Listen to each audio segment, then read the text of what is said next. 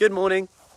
So we've just finished morning sessions in Devizes. A little bit fresh first thing, but here we are now, a little bit warmer. Anyway, wanted to talk today about almost what happens, one, after you achieve the result, almost like what now, but also two, why a lot of people stop stopping. If you're coming in, by the way, give me a hello. If you're on replay, let me know you're watching on replay. Saw some deer over there actually just now. Anyway, why some people stop stopping, and this is because often we're not looking backwards. And I want to firstly say that this come from initially from a post from Kathy, which I will share in a blog later today. She's gone from size 18 to size 16 comfortably. They're also loose. This is kind of over lockdown. She only just started coming to in-person sessions as well. Good morning, Christine. How are we? And the reason people stop stopping quite often, hey Natalie, is often because we don't look backwards. And I want to say this, or why we sabotage, why we stop, is because we're not looking backwards. And I want to just share this now. So let's take, for argument's sake, you have started doing something, you're drinking more water, you're exercising, maybe you've lost a few pounds, but then because we're always looking forward, which is good, it's important to look forward as well, otherwise you don't have goals, otherwise, and it's important to get frustrated sometimes, otherwise we're not motivated to actually do anything, right? Like, we beat ourselves up for that, but we should be grateful for that as well. But the reason we get stuck sometimes is because we're just focused on how far we've got to go. Now, although it sounds really obvious about looking backwards, what we've also got to consider is one, the wins that we've had so far and how well we've done, but also two, morning Jill, morning Sarah, also two, consider what would have happened if you would have done nothing. Because although you might not have transformed 100% to where you want to be in 4 weeks, 8 weeks, 12 weeks, 16 weeks, where would you have been if you would have done nothing? And because we never consider this, the ghost of Christmas future, if you like, you know, what would have happened if we would have done nothing? What would we have done if we'd have done nothing? Hey, Stephanie, because when you fail to consider this, hey, Sarah, you can often notice that actually, if I wouldn't have drank that extra bit of water, if I wouldn't have got those few exercise sessions in, where would I be then? Because we forget, just because we haven't lost maybe 10 pounds in all cases, in X amount of weeks, we haven't put on 10 pounds, which could have quite easily happened, because sometimes we assume that if we do nothing, we stay the same. But actually, if we do nothing, it actually gets worse. Because quite often we get more into the bad habits, or those bad habits get a little bit worse day by day. We lose a bit more muscle. We think, oh, what's the point now? We go a bit more that way, and we fail to recognise that actually those small habits that we have done might have at the very least steadied the ship. And this is what I would say to you now. If you take one thing from this today, you can start keeping going more easily, transforming your habits day by day by doing this, is just to write down day by day 3 things that you did well the day before.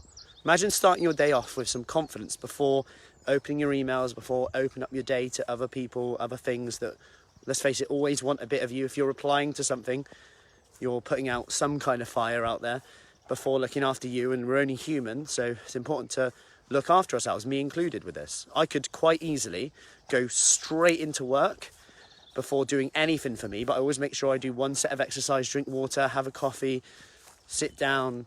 It might be meditation, it might be something in the morning just to create a little stopgap. I always get up early as well, before the kids. That's just because I get a bit of me time then, sets me up a little bit. And my point here is, if we don't do that, writing down our wins, for example, our attention's always on the problems, our attention's always on where we need to be, and the problem with that is that we're always in a negative mind. And yes, our brain is designed to look for negatives. Your brain is designed to look for the negative, that we wouldn't survive this long, and that's important. However, we can go too far one way. Like anything, extremes often lead to extremes, which generally the answer is in the middle. So write down 3 things that you did well the day before. And here's the thing, you'll probably say, yeah, but I didn't do anything well. Yeah, but that's not good enough. That don't count as a win. And that's the problem. These habits are now normal. So say you're like drinking more water now, but you're like, yeah, but I'm doing that ages. You know, you're not giving yourself credit for doing something, yet you would give yourself a good beating up of, you know, you'd sabotage, think, oh, you know, I'm rubbish if you didn't do that thing. I exercise, yeah, but I should exercise, you know. So we've got to start giving ourselves credit for these small habits, because it's these small habits that done over time sometimes which get us the results. It could be that we just do them for a little bit longer rather than do them again like we always do for 4 weeks and then don't carry them on, because that's when we get stuck and we say it doesn't work, but actually we just didn't do it for the time element.